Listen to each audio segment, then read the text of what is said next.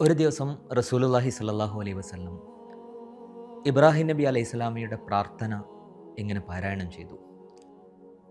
റബ്ബി ഇന്നഹുന്ന അദ്ലൽന കസീറൻ മിനൻ നാസ് ഫമൻ തബിഅനി ഫഇന്നഹു മിന്നി വമൻ അസാനി ഫഇന്നക ഗഫൂറുർ റഹീം.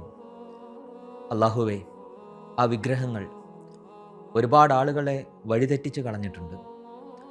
ആരാണോ എന്നെ പിൻപറ്റിയിട്ടുള്ളത് അവർ എന്നിൽപ്പെട്ടവനാണ്. എന്നെ ധിക്കരിച്ചുകൊണ്ട് ആ വിഗ്രഹങ്ങളുടെ വഴിയിൽ ആരാണോ പോയത്, നീ എല്ലാം പൊറുക്കുന്നവനും ദയാപരനുമാണല്ലോ. അതിനുശേഷം ഈസാ നബി അലൈഹി സ്വലാമയുടെ പ്രാർത്ഥനയും റസൂലുള്ളാഹി സ്വല്ലല്ലാഹു അലൈഹി വസല്ലം പാരായണം ചെയ്തു. ഇൻ തുഅദ്ദിബുഹും ഫഇന്നഹും ഇബാദുക് വ ഇൻ തഗ്ഫിർ ലഹും ഫഇന്നക അൻതൽ അസീസുൽ ഹകീം. അല്ലാഹുവേ, നീ അവരെ ശിക്ഷിക്കുകയാണെങ്കിൽ അവരെല്ലാം നിൻ്റെ അടിയാറുകളാണ്, നിനക്കതിനുള്ള അവകാശമുണ്ട്. അതല്ല, നീ അവർക്ക് പുറത്തു കൊടുക്കുകയാണെങ്കിൽ നീ പ്രതാപിയും യുക്തിജ്ഞനുമല്ലോ. ഈ രണ്ട് പ്രാർത്ഥനകളിലും ഉമ്മത്തിലെ തെറ്റുകാർക്ക് അവർക്ക് മേൽ കരുണ കാണിക്കാനുള്ള ആ നബിമാരുടെ പ്രാർത്ഥന അതിലുണ്ടായിരുന്നു.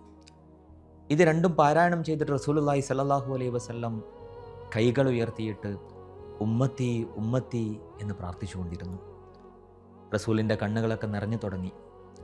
ആ സമയത്ത് അല്ലാഹു സുബ്ഹാനഹു തആല ജിബ്രീൽ അലൈഹിസ്സലാമയോട് പറയുന്നുണ്ട്, ജിബ്രീൽ, എന്തിനാണ് റസൂൽ ഇങ്ങനെ സങ്കടപ്പെടുന്നത്, കരയുന്നത് എന്നൊന്ന് പോയി അന്വേഷിച്ചു വരൂ. അള്ളാഹുവിന് അക്കാര്യം നന്നായി അറിയാം.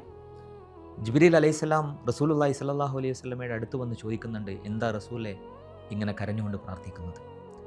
എൻ്റെ ഉമ്മത്തിൻ്റെ കാര്യത്തിൽ എനിക്ക് ബേജാറുണ്ട്. അതിലെ തെറ്റുകാർക്ക് വേണ്ടിയിട്ട് ഞാൻ എന്താണ് ചെയ്യുന്നത് എന്ന കാര്യത്തിൽ എനിക്ക് അസ്വസ്ഥതയുണ്ട് എന്ന് പറഞ്ഞു. ജിബ്രീൽ അലൈഹിസ്സലാം തിരിച്ച് അള്ളാഹുവിലേക്ക് പോയി വിഷയം പറഞ്ഞു. അള്ളാഹു സുബ്ഹാനഹു തആല ആ സമയം ജിബ്രീൽ അലൈഹിസ്സലാമയോട് പറയുന്നുണ്ട്, ഒരിക്കൽ കൂടി താങ്കൾ റസൂലിൻ്റെ അടുത്ത് പോകണം.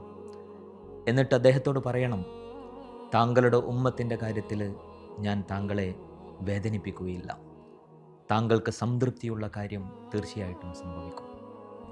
റസൂലുള്ളാഹി സ്വല്ലല്ലാഹു അലൈഹി വസല്ലം പറയുന്നുണ്ട്, എല്ലാ അമ്പിയാക്കൾക്കും അല്ലാഹു സുബ്ഹാനഹു തആല ഉത്തരം നൽകപ്പെടുന്ന ചില പ്രാർത്ഥനകൾ നൽകിയിട്ടുണ്ട്.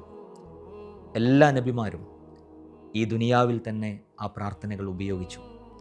പക്ഷേ ഞാൻ എൻ്റെ പ്രാർത്ഥനയെ പാത്തുവച്ചിരിക്കുകയാണ്.